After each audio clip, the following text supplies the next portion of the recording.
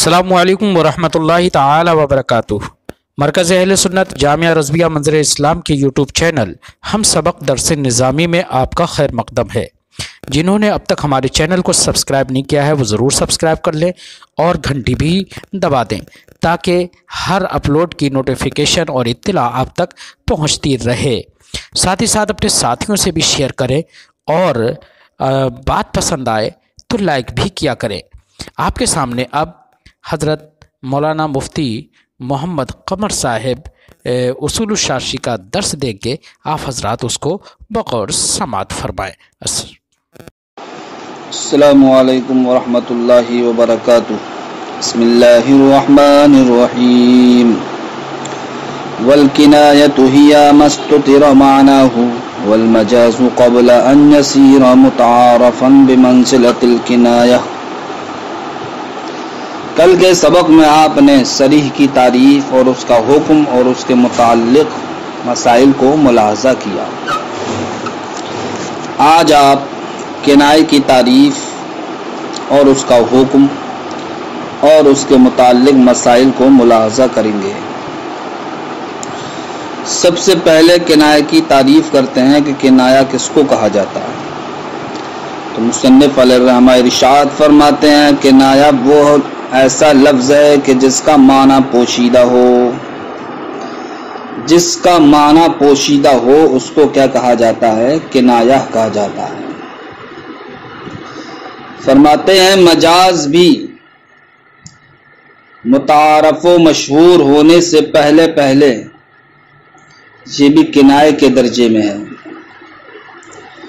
اس لیے کہ آپ نے جانا کنایہ کہتے ہیں کہ جس کا معنی پوشیدہ ہو، جس کے معنی میں کیا ہو؟ تردد ہو، جس کا معنی متعین نہ ہو۔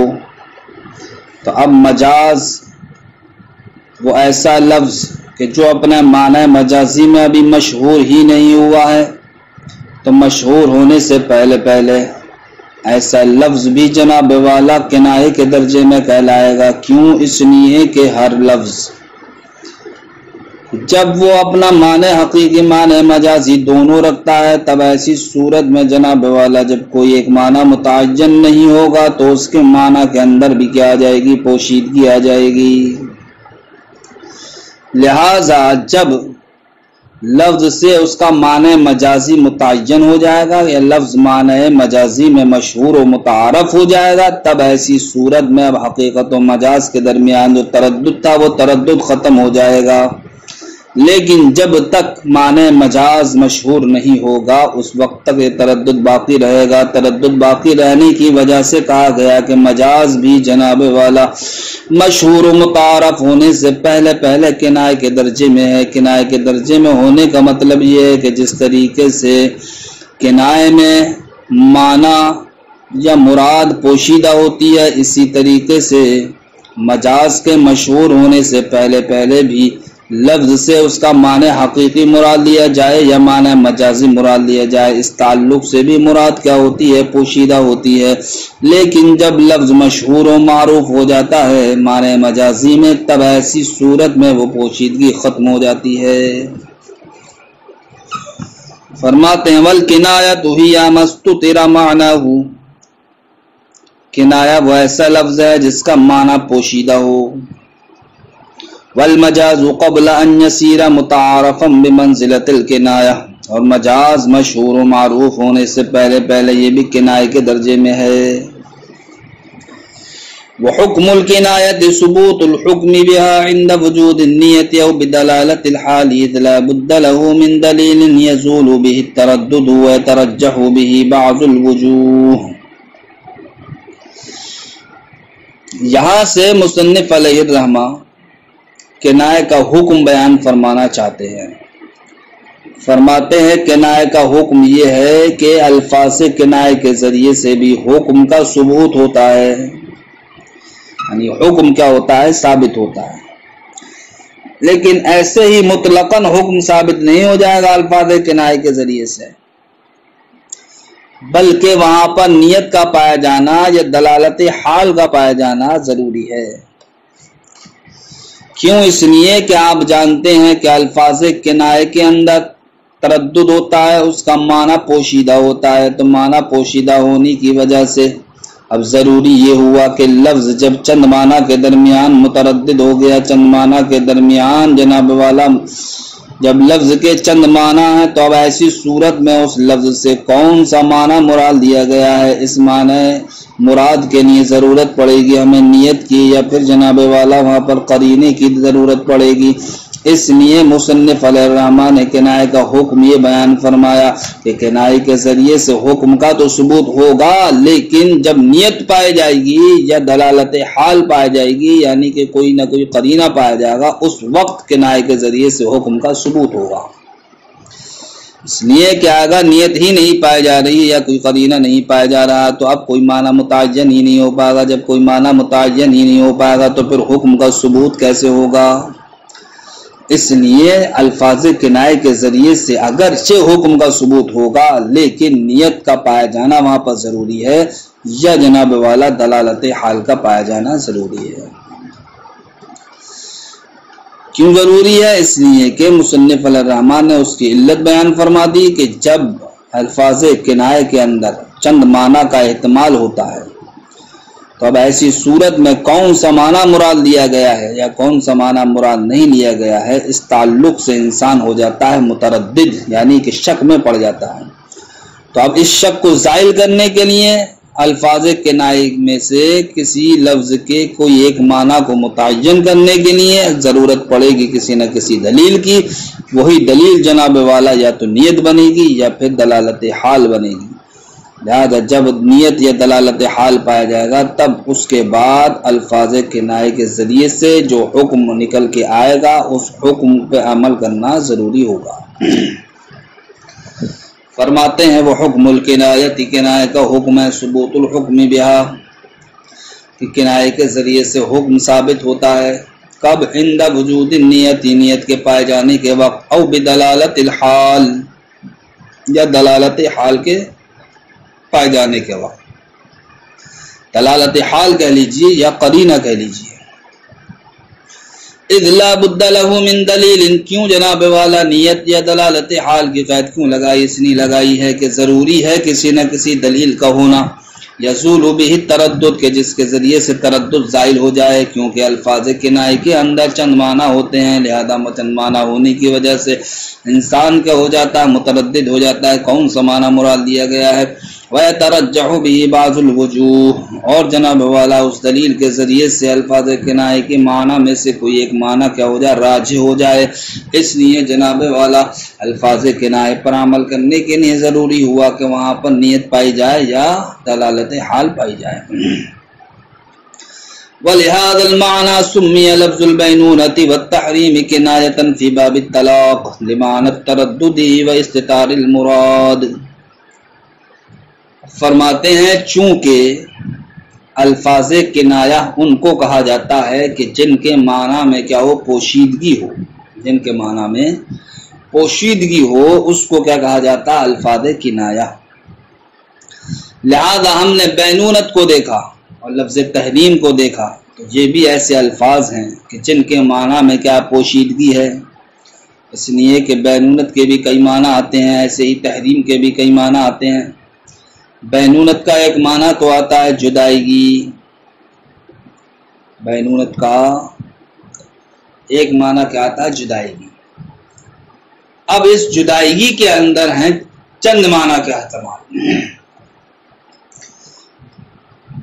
ये जुदाईगी इस माना का भी, यानी कि लफ्ज़ बैनूनत इस माना का भी एहतमाल लगता है कि इससे तलाक मुराद दिया जाए, यानी कि शौहर ने अगर अपनी बीवी से कह दिया अंति बाइना, तो अब इससे मतलब ये भी होगा कि तू तलाक वाली है। इसलिए कि बीवी शौहर से जुदा सही मानों में उसी वक्त हो गई जबकि उसको क्या हो जाए, तलाक हो जाए। लेकिन वहीं पर ये भी एहतमाल है कि शौहर ने इसलिए कहा हो कि तू दूसरे लोगों से क्या है, दूसरी औरतों से जुदा है, या इसलिए कहा हो कि तू गुनाहों से जुदा है, या इसलिए कहा हो कि तू नेकियों से क्या है, जुदा है। तो देखिए बैनूनत का जो माना जुदाईगी था, उस माना के अंदर कितने माना का एहतमाल है। इसी तरीके से लफ्ज़ तहरीम, इसका माना आता है हराम होना, لہٰذا اب اگر کسی شوہر نے اپنی بیوی سے کہہ دیا کہ تم پر کیا ہے حرام ہے، کہ تو کیا ہے حرام ہے، تو اب یہ حرام ہونا اپنے اندر چند معنی کا احتمال رکھتا ہے۔ یہ بھی ہو سکتا ہے کہ تم مجھ پر حرام ہے، لہذا ایسی صورت میں اس لفظ سے شوہر کیا لے، طلاق مراد لے۔ یا جناب والا شوہر کے کہنے کا مطلب یہ ہے کہ تم میرے علاوہ جتنے بھی مرد ہیں ان تمام پر کیا حرام ہے۔ تو لفظ بینونت اور تحریم یہ ایسے الفاظ ہوئے کہ جن کے معنی کے اندر کئی معنی کا کیا ہے احتمال ہے۔ جب کئی معنی کا احتمال ہوا تو اب یہ بھی جناب والا کس کی طرح ہوگا، یہ الفاظ کنائی کا طرح ہوگا، اس لیے کہ الفاظ کنائی میں کیا ہوتا ہے، اس کے اندر بھی چند معنی ہوتے ہیں، چند معنی کی وجہ سے اس کی معنی مراد کیا ہو جاتی، پوشیدہ ہو جاتی ہے۔ لہذا مصنف علیہ الرحمہ ارشاد فرماتے ہیں کہ جب کنایا ان الفاظ کو کہا جاتا ہے جن کی معنی کیا ہو، پوشیدہ ہوں، جن کی مراد کیا ہو، پوشیدہ ہو، اسی وجہ سے لفظ بینونت اور لفظ تحریم کو بھی باب طلاق میں کنایے کا نام دیا جاتا ہے، کیونکہ لفظ بینونت اور لفظ تحریم کا معنی بھی کیا ہے، پوشیدہ ہوتا ہے۔ تو بینونت اور تحریم کے معنی میں پوشیدگی کی وجہ سے اس بینونت اور تحریم کو باب طلاق میں کائے کا نام دیا جاتا ہے، کنایے کا نام دیا جاتا ہے۔ فرماتے ہیں وَلِهَذَا الْمَعْنَى، اسی معنی کی وجہ سے، یعنی کہ معنی مراد کے پوشیدہ ہونے کی وجہ سے سمیہ لفظ البینونت والتحریم، لفظ بینونت اور لفظ تحریم کا نام کنایتاً کنایہ رکھا جاتا ہے فی باب الطلاق، باب طلاق میں، لمعنی التردد و استتار المراد، بینونت اور تحریم کے معنی کے متردد ہونے کی وجہ سے، یعنی کہ ان دونوں کے معنی میں کیا تردد ہے، چند معنی کا احتمال رکھتے ہیں یہ، استتار المراد اور مراد کے پوشیدہ ہونے کی وجہ سے۔ لا انہ یعمل عمل الطلاق، یہ ایک اعتراض کا جواب ہے۔ اعتراض یہ ہے کہ ابھی آپ نے بتایا کہ لفظ بینونت اور لفظ تحریم ان کے ذریعے سے طلاق واقع ہو جاتی ہے، ان کے ذریعے سے طلاق واقع ہو جاتی ہے۔ تو معترض اعتراض کرتا ہے کہ جب لفظ بینونت اور لفظ تحریم کے معنی میں پوشیدگی ہونے کی وجہ سے ان کے ذریعے سے طلاق واقع ہو جاتی ہے تو پھر ان دونوں لفظوں کو طلاق کا عمل کرنا چاہیے، حالانکہ یہ لفظ طلاق کا عمل نہ کر کے اپنے حقیقی معنی کا عمل کرتے ہیں۔ طلاق کا عمل کیوں نہیں کرتے ہیں؟ اس لیے نہیں کرتے ہیں کہ جب لفظ بینونت سے اور لفظ تحریم سے طلاق واقع ہو رہی ہے تو جس طریقے سے لفظ طلاق سے کیا ہوتی ہے، طلاق رجعی واقع ہوتی ہے، اسی طریقے سے لفظ بینونت اور تحریم سے بھی جناب والا طلاق رجعی ہی واقع ہونا چاہیے، حالانکہ لفظ بینونت اور لفظ تحریم سے طلاق رجعی واقع نہیں ہوتی بلکہ طلاق بائن واقع ہوتی ہے۔ لہذا اس سے پتہ چلا ہم کو کہ لفظ بینونت اور لفظ تحریم یہ اپنی طلاق کا عمل نہیں کرتے ہیں۔ اگر طلاق کا عمل کرتے تو جس طریقے سے طلاق کے لفظ صریح یعنی کہ لفظ طلاق سے طلاق رجعی واقع ہوتی ہے، اسی طریقے سے جناب والا بینونت اور تحریم سے بھی طلاق رجعی واقع ہونا چاہیے تھی، حالانکہ بینونت اور تحریم سے طلاق بائن واقع ہوتی ہے نہ کہ طلاق رجعی۔ تو اس کا ہی جواب مصنف علیہ الرحمہ نے یہاں سے عنایت فرمایا کہ بینونت اور تحریم یہ طلاق کا عمل نہیں کرتے ہیں، اگر طلاق کا عمل کرتے تو ان الفاظ کے ذریعے سے بھی طلاق رجعی واقع ہونا چاہیے تھی، حالانکہ ان الفاظ کے ذریعے سے طلاق بائن واقع ہوتی ہے۔ وہ اس لیے واقع ہوتی ہے کہ یہ الفاظ اپنے حقیقی معنی کا عمل کرتے ہیں۔ وہ حقیقی معنی کیا ہے؟ بینونت کا حقیقی معنی ہے جدائیگی اور تحریم کا حقیقی معنی ہے حرام ہونا۔ تو اب جناب والا جدائیگی اسی وقت ہوگی جبکہ جناب والا عورت پر طلاق بائن واقع ہو، ایسے ہی عورت حرام اس وقت ہوگی جبکہ عورت پر طلاق بائن واقع ہو۔ تو ان الفاظ کا جو معنی حقیقی ہے یعنی لفظ بینونت کا معنی حقیقی جدائیگی، تو یہ جدائیگی طلاق بائن کی صورت میں حاصل ہوگی۔ اسی طریقے سے لفظ تحریم کا معنی آتا ہے حرام ہونا، تو یہ حرام ہونا طلاق بائن کی صورت میں حاصل ہوگا۔ تو لفظ بینونت، لفظ تحریم یہ طلاق کا عمل نہیں کرتے ہیں کہ آپ کا اعتراض کرنا درست ہو، بلکہ جناب والا یہ اپنے معنی حقیقی کا عمل کرتے ہیں۔ اب یہ بات الگ ہے کہ اس معنی حقیقی کا تحقق طلاق بائن کی صورت ہی میں ہوگا، اس لیے جناب والا لفظ بینونت اور لفظ تحریم سے طلاق بائن واقع ہوتی ہے، نہ کہ اس لیے کہ یہ طلاق کا عمل کرتے ہیں۔ بات سمجھ میں آئی؟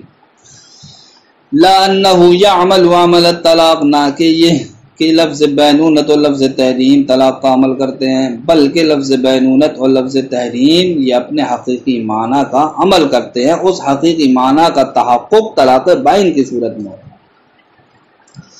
وَيَتَفَرَّعُ مِنْهُ حُكْمُ الْكِنَایَاتِ فِي حَقِّ عَدَمِ وَلَایَتِ الرَّجْعَةِ۔ اب فرماتے ہیں کہ چونکہ الفاظ کنایہ کے اندر تردد ہوتا ہے، کیا ہوتا ہے؟ تردد ہوتا ہے، تردد، اور جناب والا الفاظ کنایہ کے ذریعے سے جو طلاق واقع ہوتی ہے وہ طلاق بائن واقع ہوتی ہے۔ تو اسی جز کو لے کر کے الفاظ کنایہ کے ذریعے سے طلاق بائن واقع ہوتی ہے۔ مصنف علیہ الرحمہ ایک مسئلہ متفرع فرماتے ہیں اور اس میں تردد پائے جانے کی وجہ سے بھی چند مسئلے متفرع فرمائیں گے۔ تو پہلے آپ اس تعلق سے مسئلے کو ملاحظہ کریں کہ الفاظ کنایہ کے ذریعے سے طلاق بائن واقع ہوتی ہے، تو اب اس طلاق بائن واقع ہونے کی وجہ سے ہمیں کیا فائدہ حاصل ہوگا؟ تو فرماتے ہیں فائدہ اس سے یہ حاصل ہوگا کہ جب الفاظ کنایہ کے ذریعے سے آپ طلاق واقع کریں گے تو جس طریقے سے طلاق بائن کی صورت میں انسان کو رجعت کا حق حاصل نہیں ہوتا ہے، اسی طریقے سے اب الفاظ کنایہ کے ذریعے سے اگر طلاق واقع کی گئی تب بھی رجعت کا حق حاصل نہیں ہوگا۔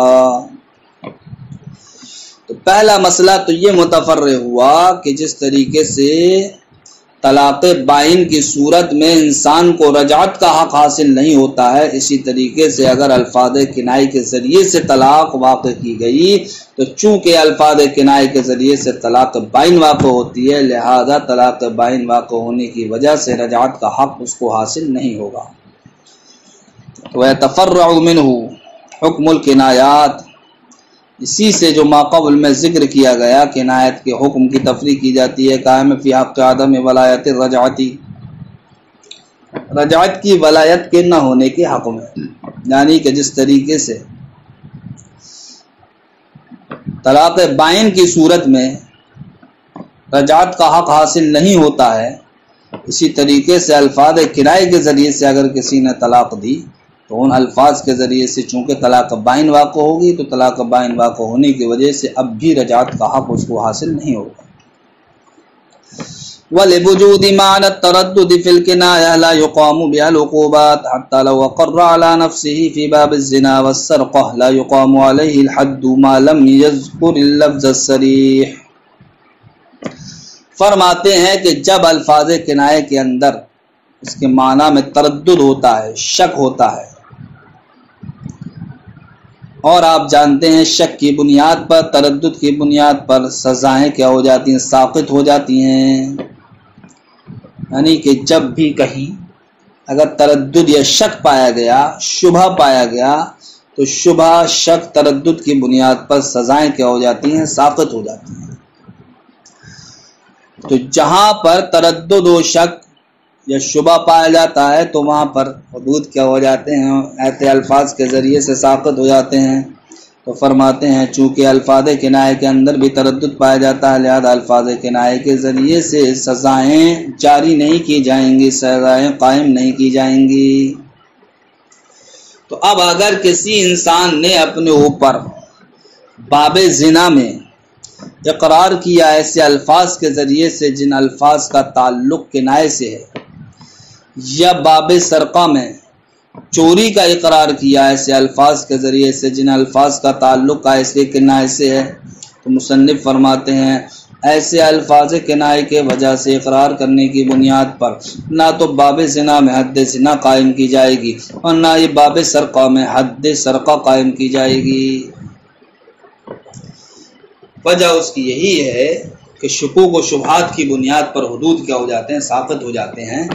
تو اب الفاظ کنایہ کے اندر بھی کیا ہوتا ہے، شکوک و شبہات ہوتے ہیں، لہذا الفاظ کنایہ کے ذریعے سے بھی حد قائم نہیں ہوں گی، سزائیں نہیں دی جائیں گی، بلکہ الفاظ کنایہ کے ذریعے سے اگر کسی نے کسی جرم کا اقرار کیا تو اس کے اقرار کرنے کی بنیاد پر الفاظ کنایہ کی وجہ سے سزائیں نہیں دی جائیں گی، حد قائم نہیں کی جائیں گی، جب تک کہ وہ لفظ صریح کو ذکر نہ کر دے، جب تک کہ وہ لفظ صریح کو ذکر نہ کر دے۔ مثلا کسی انسان نے کہا جامعۃ فلانۃ جماعا حراما، کہ میں نے فلاں عورت سے جماع حرام کیا، جماع حرام۔ تو اب یہ جماع حرام کہنا یہ لفظ کنایہ میں سے ہے، کیوں؟ اس لیے ہے کہ جماع حرام کے معنی میں کیا تردد ہے، اس لیے کہ اگر کسی انسان نے اجنبیہ عورت سے جماع کیا تو یہ جماع حرام کہلائے گا، لیکن وہیں پر یہ بھی احتمال ہے کہ انسان نے اپنی ہی عورت سے جماع کیا ہو لیکن حالت حیض میں کیا ہو، تو حالت حیض میں جماع کرنا یہ بھی شوہر کے لیے کیا حرام ہے۔ تو اب دیکھیے جناب والا، جماع حرام کے اندر چند معنی کا احتمال پیدا ہو گیا۔ اب اگر کسی انسان نے ایسے الفاظ کے ذریعے سے باب زنا میں اپنے اوپر زنا کا اقرار کیا تو ان الفاظ کنایہ کی وجہ سے اس پر سزا قائم نہیں کی جائے گی، حد قائم نہیں کی جائے گی، جب تک کہ وہ صریح لفظوں میں اس کی کیا نہ کر دے، صراحت نہ کر دے۔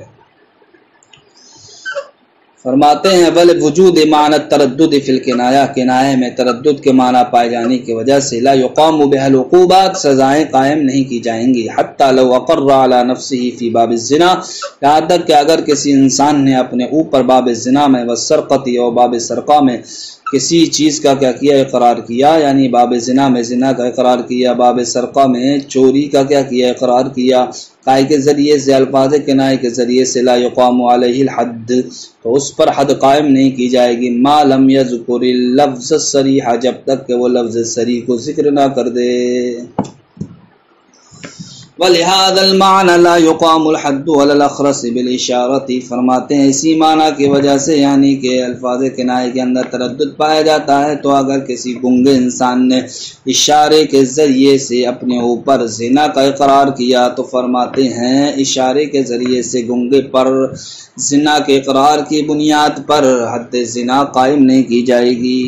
کیوں اس لیے نہیں کی جائے گی کہ اشارہ بھی جناب والا چند معنی کا احتمال رکھتا ہے، چند معنی کے احتمال کی وجہ سے اشارے میں بھی کیا ہوگا، تردد ہوگا۔ تردد جہاں پر پیدا ہو جاتا ہے، جہاں پر شک اور شبہ پیدا ہو جاتا ہے، وہاں پر ایسی صورت میں حدود قائم نہیں کیے جاتے ہیں، بلکہ حدود کیا ہو جاتے ہیں، ساقط ہو جاتے ہیں۔ لہٰذا اگر گنگے نے اشارے کے ذریعے سے اپنے اوپر زنا کا اقرار کیا تو اب اس پر اشارے کی بنیاد پر حد قائم نہیں کی جائے گی۔ وَلِهَذَا الْمَعْنَى، اسی معنی کی وجہ سے، یعنی کہ تردد پائے جانے کی وجہ سے لا يقام الحد علی الاخرس بالاشارہ، اشارے کے ذریعے سے گنگے پر حد قائم نہیں کی جائے گی، یعنی کہ اشارے کے ذریعے سے گنگے نے اپنے اوپر زنا کا اقرار کیا تو اب اس اقرار کی وجہ سے حد قائم نہیں کی جائے گی۔ وَلَوْ قَذَفَ رَجُلًا بِالزِّنَا فَقَالَ الْآخَرُ صَدَقْتَ لَا يَجِبُ الْحَدُّ عَلَيْهِ لِاحْتِمَالِ التَّصْدِيقِ لَهُ فِي غَيْرِهِ۔ ایک اور مسئلہ بیان فرماتے ہیں، اگر کسی انسان نے کسی دوسرے مرد پر تہمت لگائی، زنا کی، کائی کی تہمت لگائی، زنا کی تہمت لگائی، ایک اور شخص وہاں سے گزرا ہوا جا رہا تھا، وہ یہ کہتا ہوا چلا گیا کہ صدقتا، تو نے سچ کہا۔ اب دوسرا انسان گزرتا ہوا جا رہا تھا، بس ایسے ہی اس نے کیا کر دی، تصدیق کر دی اور یہ کہتا ہوا چلا گیا صدقتا، تو نے سچ کہا۔ تو فرماتے ہیں یہ دوسرے انسان نے جو تصدیق کر دی اور چلتا ہوا چلا گیا، اس کی تصدیق کی بنیاد پر حد قائم نہیں کی جائے گی۔ کیوں اس لیے نہیں کی جائے گی کہ اس تصدیق کے اندر بھی تردد پیدا ہو گیا، ہو سکتا ہے یہ جناب والا تصدیق جو انسان کسی دوسرے مرد پر تہمت لگا رہا اسی کے تعلق سے ہو، اور یہ بھی ہو سکتا ہے کہ اس تعلق سے نہ ہو بلکہ کسی اور چیز کے تعلق سے ہو۔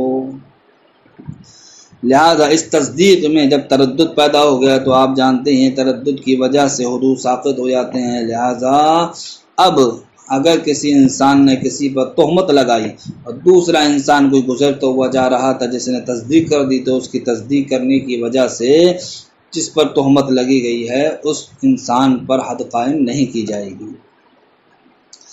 وَلَوْ قَذَفَ رَجُلًا بِالزِّنَا فَقَالَ الْآخَرُ، اگر کسی انسان نے کسی مرد پر تہمت لگائی بالزنا، زنا کی، فقال الآخر، تو دوسرے نے کہا صدقت، تو نے سچ کہا، لا يجب الحد علیہ، تو اس تصدیق کی وجہ سے اس پر حد قائم نہیں کی جائے گی۔ لاحتمال التصدیق له فی غیرہ، اس احتمال کی وجہ سے ہو سکتا ہے یہ دوسرے انسان کی تصدیق اس معاملے کے علاوہ کسی اور معاملے کی ہو۔ السلام علیکم ورحمۃ اللہ وبرکاتہ۔